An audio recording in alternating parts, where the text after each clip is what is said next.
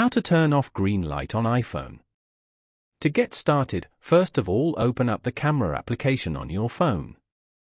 You are now in the iPhone camera screen.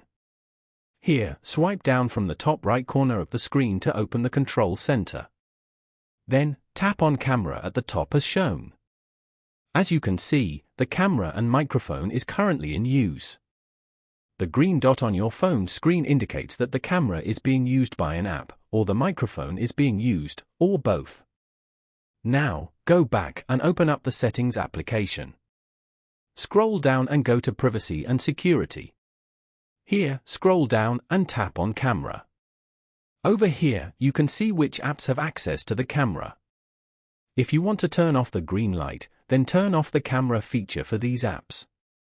Following these steps, you can easily turn off green light on iPhone. Thank you for watching. Please leave a like if this tutorial helped you, or leave a comment below if you have any questions related to the video.